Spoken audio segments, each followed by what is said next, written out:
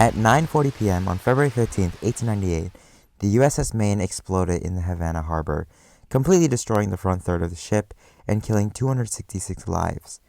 Many disagreed over what could have caused the detonation. Some believed the whole thing was a complete accident, but others, such as Commodore George Dewey, believed to have been caused by the Spanish, who had been fighting against Cuban independence for the past few years. Newspapers were sent out nationwide, creating exaggerated or distorting events over what happened, with more and more blame being put on Spain. And by the spring of 1898, the United States prepared for its final war of the 19th century.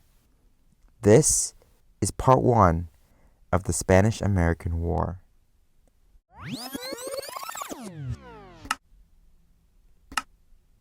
We begin our story in 1808, right in the middle of the Napoleonic Wars.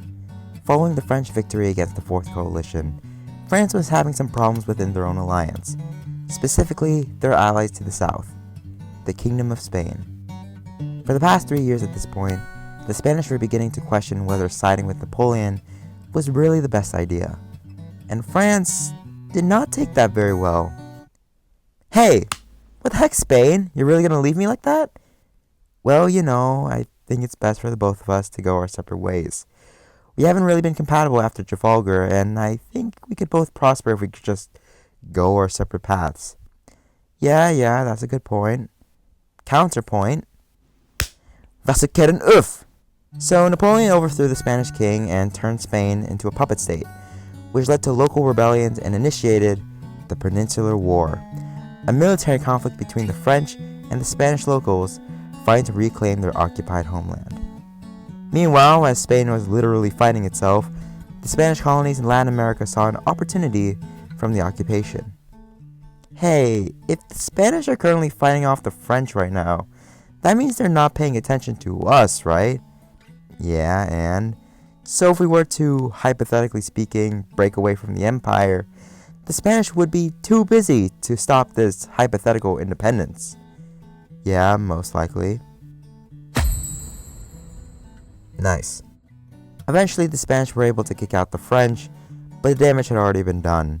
During the 1810s and 1820s, their New World colonies slipped away through their fingers. However, there were outliers: the Philippines, Guam, Puerto Rico, and most importantly, Cuba, with many Spanish loyalists escaping to Cuba. Cuba did try to leave in 1826, but that was immediately put down by the Spanish. The first armed conflict for Cuban independence took place many years later in 1868, with the outbreak of the 10 Years' War. While the revolution faced defeat in 1878, it ended up being the first of 3 consecutive wars between the Cubans and the Spanish in their fight for independence. One of those revolutionaries, Jose Marti, would end up going to the United States to stack up support for the Cuban cause in 1881. Support rapidly increased across the nearby state of Florida, as well as nationwide. But as Marti was in the US, something crossed his mind. If they were to win, if they were able to kick out the Spanish from Cuba, what's the likelihood that the US wouldn't just invade Cuba soon after? While the US didn't have many soldiers, those soldiers had a lot of experience, having just faced the nation's bloodiest war. It wouldn't be beyond the possibility that they could just take Cuba. This would be a question that would stir in Marty's mind for the next decade, because with thoughts already abound over the idea of annexing Hawaii, he knew that once Spain left, Cuba would be on the chopping block. 1865. The Civil War had ended. General Robert E. Lee surrendered to General Ulysses S. Grant in Virginia that April, and the last few Confederates surrendered in May. The United States was whole again. And with it came the aftermath. During the war, the North began to increase industrialization to pursue the war effort against the Confederates. But with the war over and many of its men now coming home from the battlefield, those industries were now able to focus more on expanding their businesses in American markets. The US economy, which had stagnated for the past 4 years, began to surge in the aftermath, and the country began to pursue some domestic projects. Railroads began to be built, connecting people from sea to shining sea. This allowed goods to be transported to other areas at a faster rate. At the same time, people from all over the world began to come to the United States in search of a better life, creating more labor in these industries. So all in all, the American market was thriving. There were some mishaps, sure, but the US was at the highest it had ever been in the past century. It was a golden age, a gilded age to be exact, and with it came the expansion of American economic influence abroad, including the island of Cuba. The Americans had invested millions of dollars into Cuban sugar farms and minings. By 1894, 90% of total exports from Cuba went to the United States. But that didn't mean all was well. While the early 1890s had been great years for Cuban-American economic relations, by 1895, those relations took a nosedive. That year, the Cubans had revolted again against the Spanish, beginning the Cuban War of Independence. Violence tore across the island, as both sides fought to stand their ground. So with Cuba and Spain ready to beef it out for the third time, the US sat in the middle trying to figure out what to do.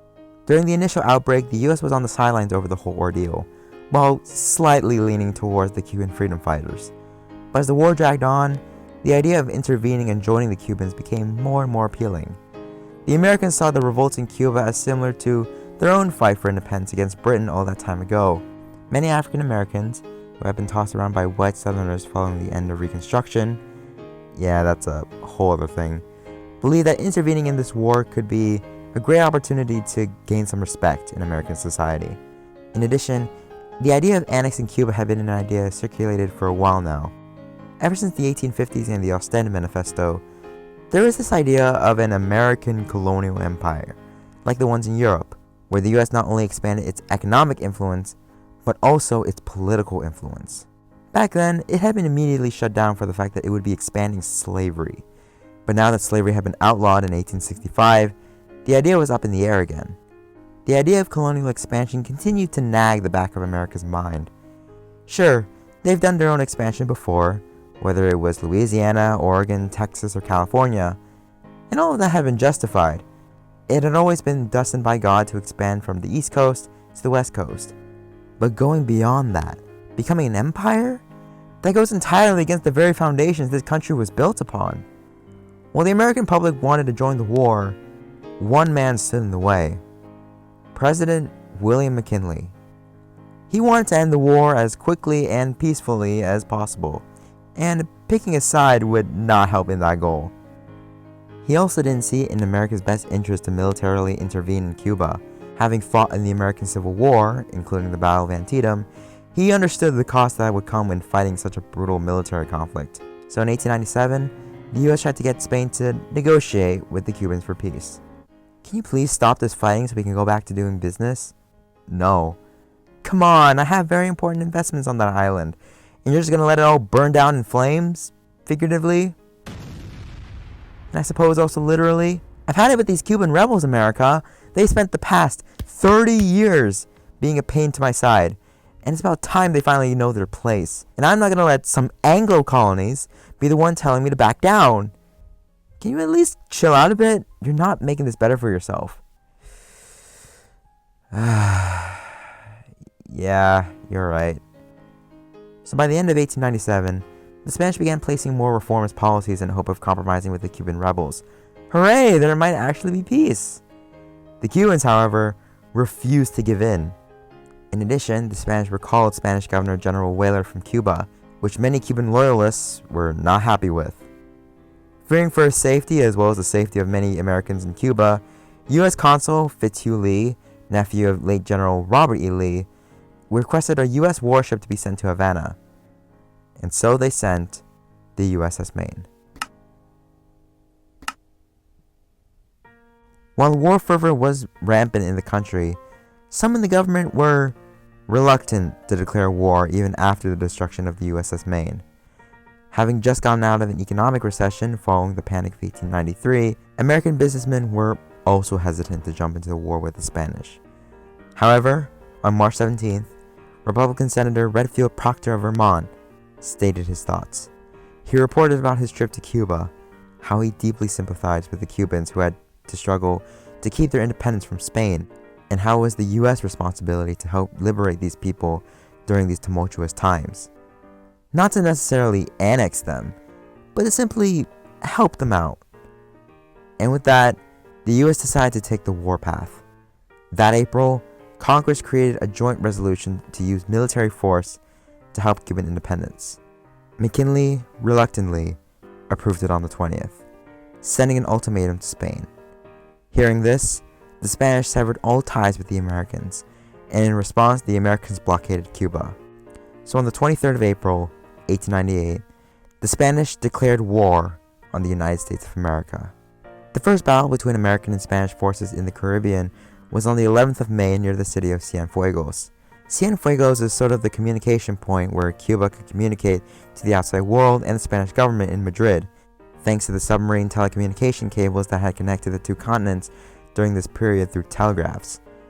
Essentially, if the US was able to cut these cables in Cienfuegos, they could cut off communication in and out of Cuba. So the Americans arrived in the harbor and began to cut the cables. However, the Spanish then began to start firing at the Americans, hoping to protect said cables. The Americans were able to cut all the cables before immediately dipping from the harbor once the firing got intense. Now, the Americans didn't have any intention of taking Cienfuegos. They had their eyes on the southern city of Santiago de Cuba. You see, the commander of the Spanish Caribbean squadron, Pascual Cervera y Topete, did not have a lot of confidence in their squadron. Not only did his crew lack experience, not only were his ships only lightly armed, but parts of his ship were slightly faulty, so he gathered all of his squadron to Santiago, where they would be safe.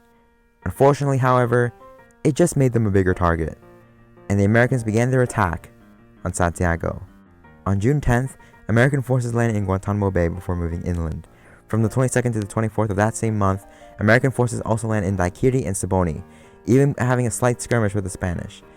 The Spanish ended up retreating northward, with the Americans quickly following behind. They arrived in Las Guasimas, and it was there when they noticed that something was up. We're walking into a trap. What makes you say that? Well, there's a dead body right there with recent wounds.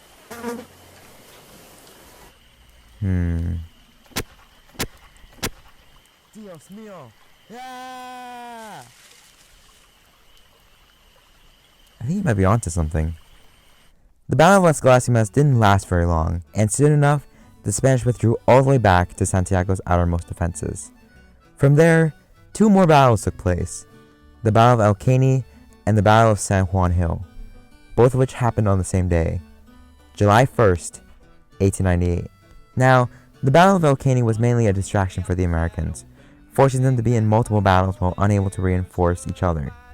Brigadier General Joaquin Vara de Rey, who had to defend El Caney, hoped to gain support from Santiago. They didn't.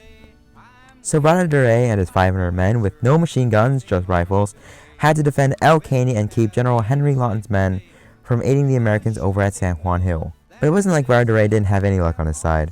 General Lawton didn't have good cards either. General Lawton had 4 field guns, which was more than Vara de Rey, who only had 2. However, he knew with the current distance between them and the Spanish, he wouldn't be able to do any effective damage against them. So the Americans just had to face the whole thing head on, even wounding both of Vara de Rey's legs. And eventually, the Spanish evacuated El Caney, with Vara de Rey dying on the way out. In the end, the Spanish suffered over 200 casualties from the Battle of El Caney. The Americans had 1,300. And while most of them were wounded, it only proved to be quite a loss for the Americans. The Battle of San Juan Hill, meanwhile, proved to be even more challenging to the Americans. General Hamilton Hawkins was planning his attack on San Juan Hill. However, it would be Lieutenant Jules Garesh Ord, I'm definitely not saying that correctly, who led Hawkins' men up the hill. And from the signal of Captain John Bigelow Jr., Ord advanced. And soon, other units attacked from behind him. Back and forth, Gatling gunfire shot through the air, and eventually the Americans took the opportunity to charge, with one group being the Rough Riders, led by future President Theodore Roosevelt. Together, they took the 2 hills of San Juan Heights in the process. But the Spanish weren't going to take this lying down and immediately push back.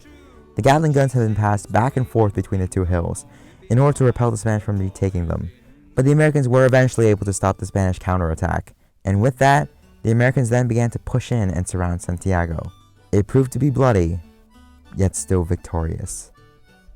Santiago fell into a siege that would last 2 weeks. The Americans then promptly decimated the squadron in the naval battle of Santiago de Cuba. only one ship survived. 1,600 Spanish sailors were captured and sent to Céves Island as POWs. And by the 13th of July, both sides knew there was no point in fighting any longer. Both sides were mainly just exhausted and were ready to just be done with it all. The Spanish in Santiago were beginning to lose hope that they could defend Santiago for much longer, and the Americans were now beginning to deal with yellow fever.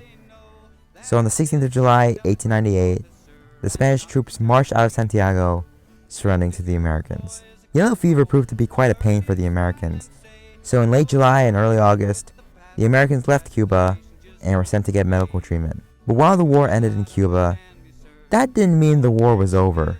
Remember, the US declared war on all of Spain. That not only included the Spanish in Cuba, but also the Spanish in other colonies, Philippines, Puerto Rico, and Guam, 3 other jewels in the Spanish Empire. And, well, the Americans were already going after Cuba, right? Might as well take the whole set. So on the 27th of April, 1898, 2 weeks before beginning their offensive in Cuba, Commodore George Dewey, as well as the rest of the Asiatic Squadron, made their way out of California, chasing the setting sun, to retrieve the Pearl of the East. And that's it for part 1 of the Spanish-American War. Thank you so much for watching this video, and sorry for the long hiatus. I've been working on this since 2023. Oh my god. School has just been a pain to deal with, and it took me so long to get this video done. And don't worry, the Sino-Japanese War is still on the way, I promise. Expect more videos to come out pretty soon, and yeah, hopefully it doesn't take months to upload. There's also going to be some vlogs coming up on the way. I'm hoping to release the history videos before then, but we'll see. And yeah, that's it from me. Thanks for watching. Bye.